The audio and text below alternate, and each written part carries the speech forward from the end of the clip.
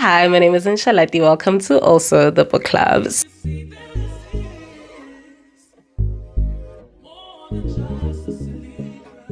So today I want to talk about the books I'm planning to read for the month of April. And the only rule that I have for this list is that they need to be completely new books that I've never ever read in my entire life. And then at the end of the month, I'll come back and I'll let you guys know how I felt about the books, if I finished them, and how I would rate them if I was a rating kind of girl. So if that's something you'd like to see, don't forget to like the video, comment the books that you're planning to read for this month, and don't forget to subscribe.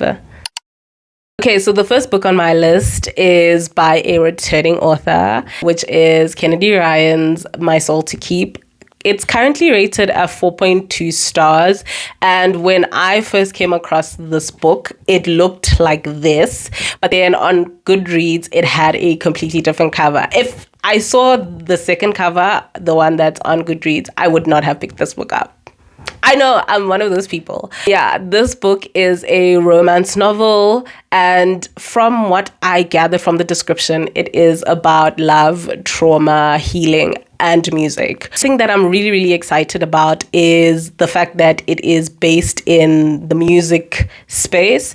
And anytime an author is able to create a world around a specific aspect of life, I'm always intrigued as to how they go about researching it and how they execute this thing into their books. So I was really, really excited to see that she's doing that. I don't think it's something that I've ever come across her doing before in any of her previous books. I know she does sports in one book, and I know she does Hollywood in another book, but I don't think I've ever come across a Kennedy Ryan book where she does specifically music. So I'm really, really interested in how she's going to tackle that.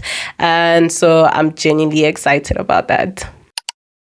The second book on our list is The Day God Saw Me as Black by Danyelle Thomas. And this is a nonfiction contemporary novel, which is about white supremacy in the Pentecostal religion, from what I understood.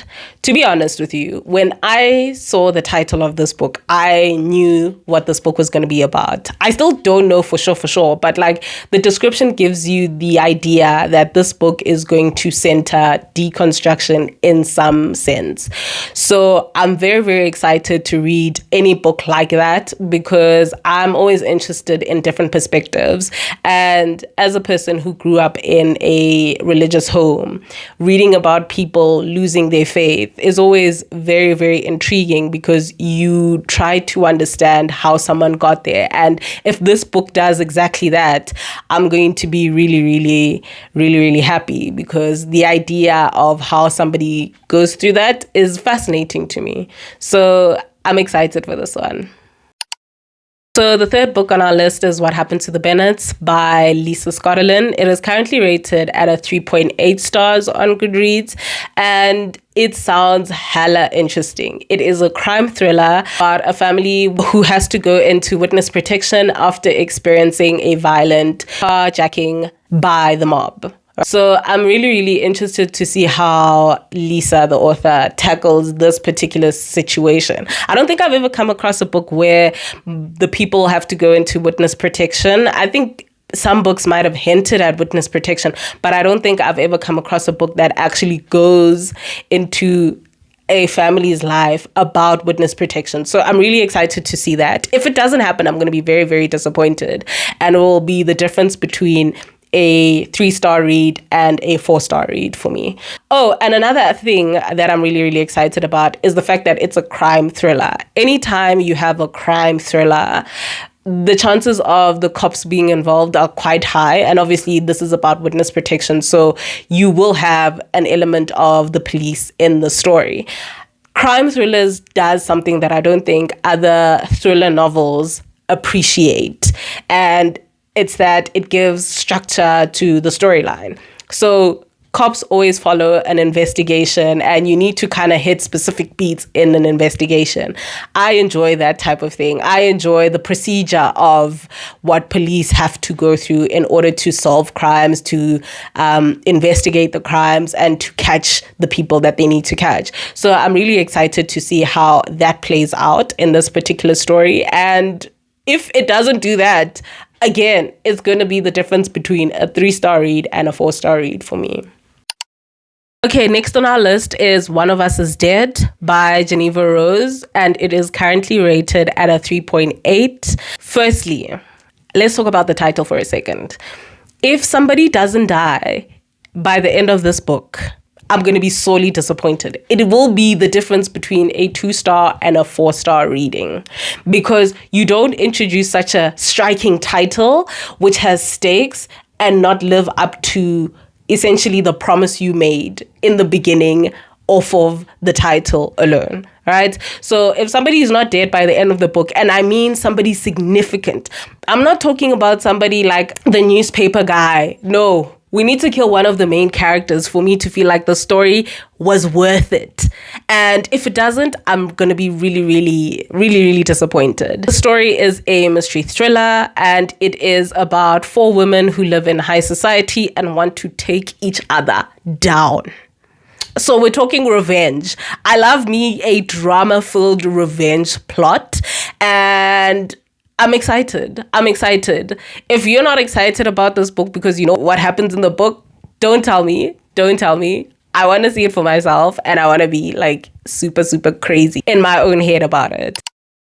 So the last book on our list is The Kite Runner by Khaled Hosseini. And just to give you some, I guess it's a disclaimer from my part. When I first came across this book, I came across the other 2 books also. So if you know about Khaled Hosseini, you know that when people talk about him, they talk about the 3 books. I'll put them up here. So the 3 books, from the discourse I've heard on like social media, is always about how sad these books are. So when I first put this list together, I had initially put all 3 books on there. And then today, when I was about to make this video, I sat back and I had to be honest with myself. I had to decide whether or not I would be able to essentially read books knowing very well that they are very sad and disheartening and heartbreaking, and if I would be able to do that. And I was honest with myself and I said no, I probably wouldn't be able to do that. So I did not put the other 2 books on this list because I just don't have the mental capacity to read 3 sad books one after the other in such a short span of time. So I had then decided to choose one of the books within the 3, and The Kite Runner just so happened to be the book that I chose. So it is currently rated at a 4.3 on Goodreads, and it is a historical fiction novel. The book, from what I understood from the description, is about 2 boys, one rich and one poor. It is set in Afghanistan in the last few decades. So when I was deciding on whether this was the book that I was going to read, I then remembered something that somewhat had eluded my brain for like a second. And it's that historical fiction is historical for a reason and it is fiction for another reason. In as much as this is just a story and it's not real, it is based in a real world. It is based in a society that functions in a specific way, and historically and politically that could be a little bit difficult for me and some people. So I'm a little bit hesitant to go into the story, but I've heard such good things about the book that I feel it would be a disservice to me and my reading journey if I didn't do and read the difficult books, just because the reality seems so devastating. And if you don't know, Afghanistan is going through like so much turmoil in the last few decades. It is at the brink of destruction, and it's very difficult to write a book set up in that particular era of a country and not feel dread. So I'm excited, but I am also quite scared that it might be a really heartbreaking book that I don't know how I would feel about it afterwards. I'm up for the challenge, I guess, and we'll see. Anyway, interested to see how the month goes for the books that I'm planning to read. I think I have a really, really good mix of books, so that's very, very exciting for me. So if you like the video, don't forget to like it. Comment down below any of the books on my list that you would be interested in reading, as well as any books that you're planning to read for the month of April. And then don't forget to subscribe, I guess. So yeah, anyway, bye.